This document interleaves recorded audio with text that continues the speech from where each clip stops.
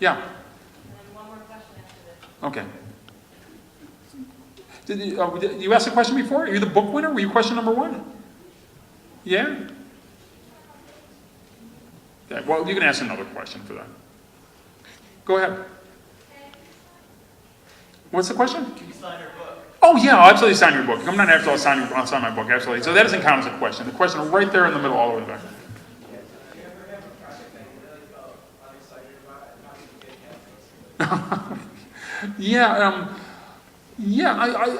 I've had moments where I felt unexcited about different projects, and a lot of times what's unexciting about them is you just can't figure out what problem they want you to solve. And sometimes, I swear, nowadays, now that I'm older and wiser, I actually try to avoid even taking those projects on. You know, because someone will say, well, we want you to redesign this logo, and the logo is fine. They have some other problem. You know, they've got a problem, who knows what it is, but it's not their logo. And I'll say that to them now. I'll say, what's wrong with this logo? It's okay.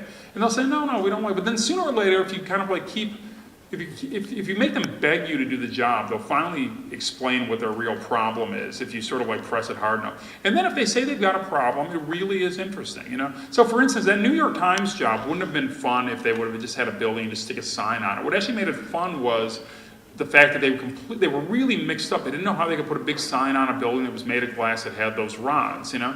And they thought, well, we could hang it on the rods, then people couldn't see through it, or we could paint it on the rods, but people wouldn't be able to see that from below.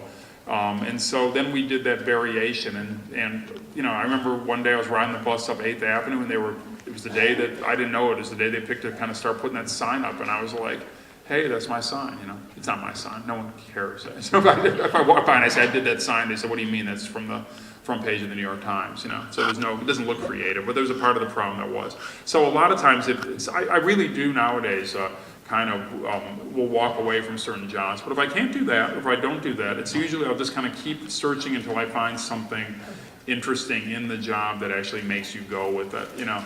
And certain things I don't know, like money things, like banks and hedge funds and things like that, who I've had as clients, I have to admit I don't get really what they do or why they need logos that much, you know. And so I sort of try to, I have some of my partners who are very financially minded and good at that sort of thing, so sometimes they'll take that stuff on. Yeah, so that was the last question, right? What, huh? Mark, was that officially the last question? One more, okay, one more right there.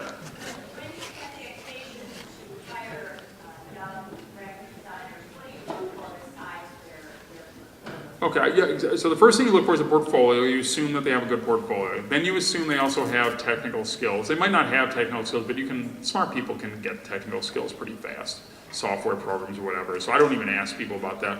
What I actually look for are people that are bright and curious and sort of seem alive and sort of switched on and bring some energy to the conversation.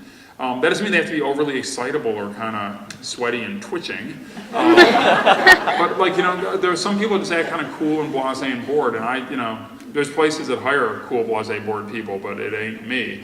And also I like people that like to read and like to work with words. You can already tell that I like to work with words, and so I look for that too. When I'm looking at portfolios, I'll say things like, did you write this text, or where did you get this, or why did you pick this typeface? I ask some of the same questions you guys asked me, actually. And some people kind of have no answers, you know. I just did it because I felt like it.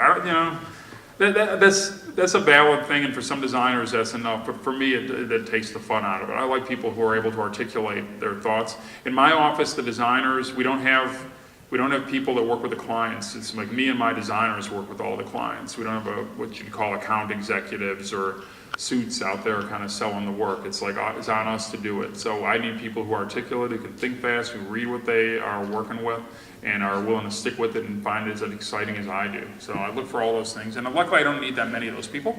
Only need a half dozen at a time generally, and I can find them one way or the other. So thank you very much for your attention on this beautiful day.